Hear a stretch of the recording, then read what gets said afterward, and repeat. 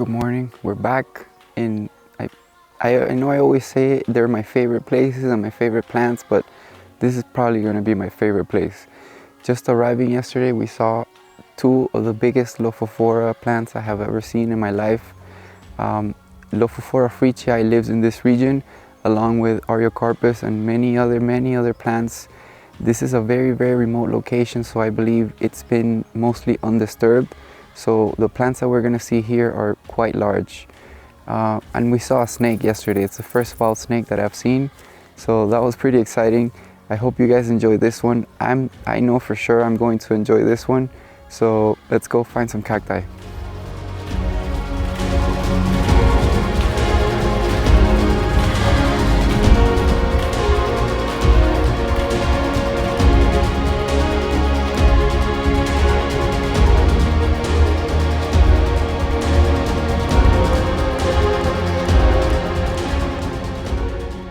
We found our first monster fricii. I'm not sure if this is one or two plants, but I know that each one of them could be easily 100 years old. Look at the size and number of heads. Like each one has over 30-40 heads. I don't know, I'm gonna count them, don't worry. I'm gonna be here for a long time just staring at this thing.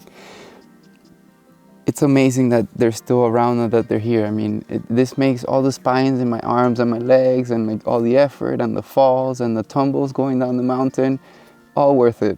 This is incredible. I'm so happy to see this guy here. I hope you guys are enjoying it because I sure am. This is amazing.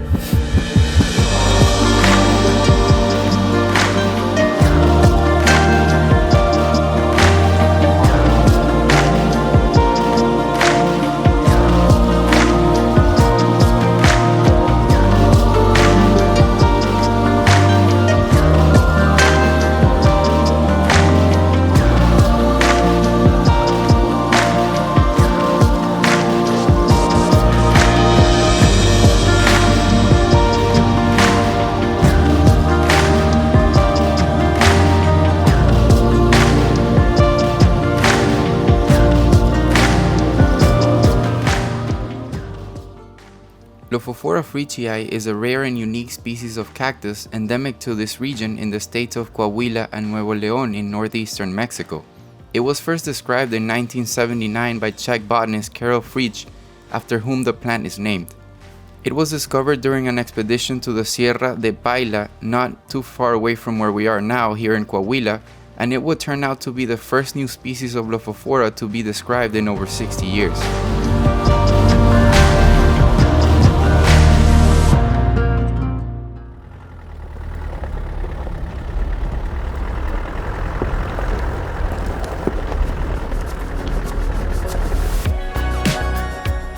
In many of the ecosystems we've been to, we've had to witness firsthand all the damage and destruction left behind by cactus poaching. So we've always tried to make it a point to share the importance of conservation and making sure these plants stick around for future generations.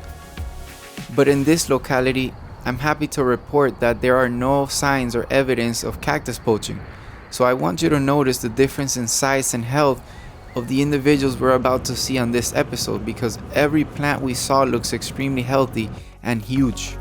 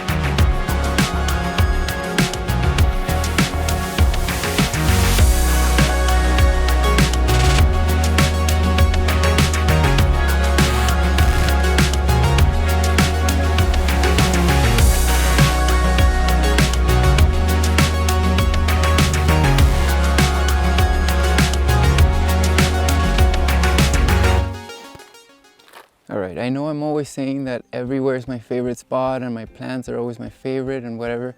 This is my favorite spot that I have seen so far. Look at the size of this Lophophora fricii. This plant is probably 100 years old for sure. Has more than 30 heads. It's 2 of my hands wide. However wide that is, doesn't matter, just look at it. You can see it from a mile away. Usually you have to get real close to Lophophora to find them. This guy just jumps right at you when you're walking by. I'm not sure if it's a regular fricii or albiflora. We've seen a bunch of albiflora, we're gonna show them to you. I'm not sure if it's really a subspecies or if it's just, I don't know, a different phenotype. But they have pale white flowers, very similar to Williamsii. But the ribs are unmistakable, and also the color. I know most of you guys are fans of Williamsii, but fricii is definitely my favorite Lophophora. The ribs and also the blooms are just amazing. Albiflora is also gorgeous, gorgeous plant, but I definitely like the blooms of the regular fricii better. It's just that very, very bright pink color to them that I just find astounding. This guy, I'm not sure if this is my favorite plant, to be honest, but this is definitely my favorite ecosystem. I hope you guys are enjoying this, and I hope you're not desensitized by seeing all these beautiful plants, because it took a lot of effort to get here. Both the drive and the hike, and we still have a long way to go, but it was so worth it. Just look at this thing. I hope you guys are as amazed as I am, because these things are just gorgeous. It's even worth getting pricked by all these freaking opuntias.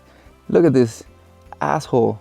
I have to take this out carefully because, you know, the glockets are very not friendly. So I'll take that out in a little while.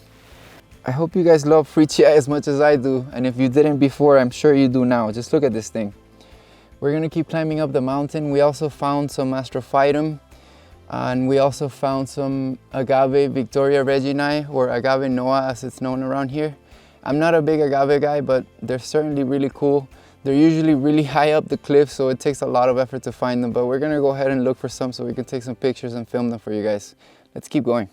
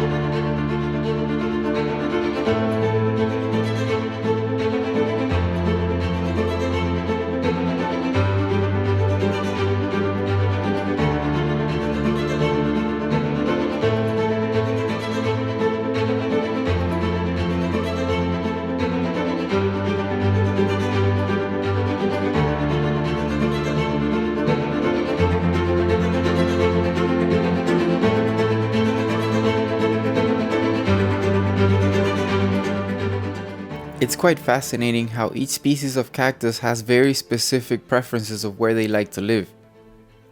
All the other Lophophora that we've seen on the channel so far, which have been Williamsii, we've found living in the flat ground, while these Lophophora fricii seem to love living on the hills on the rocky surfaces.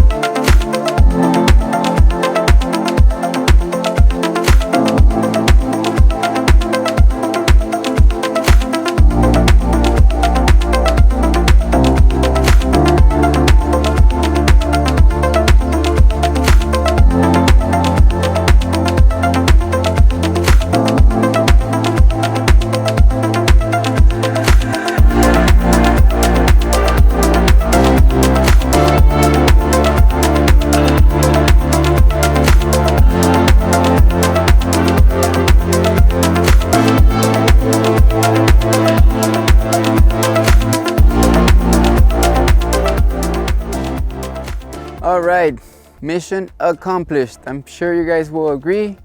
We got everything we wanted to show you, and hopefully you will love them as much as we did. What an amazing experience, what an amazing ecosystem, very healthy.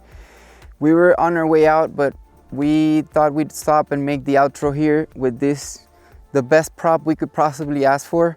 A bouquet of desert flowers, 10 desert flowers, lemon scented, just in case you're wondering. I did stick my nose in there and made sure I got a good whiff. If you haven't subscribed yet, hit that subscribe button because what's coming is even better than what we've done so far. So get ready, we're gonna keep going.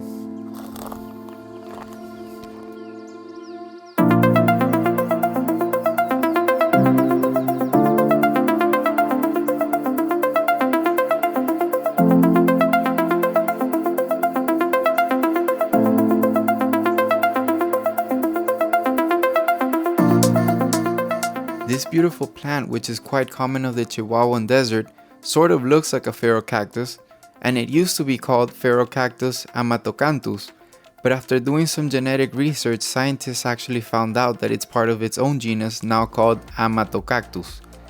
It's quite common that scientists do this sort of genetic research and find out that plants that we thought were related or part of the same genus actually aren't. And sometimes plants that we thought had no relationship end up being part of the same genus or family.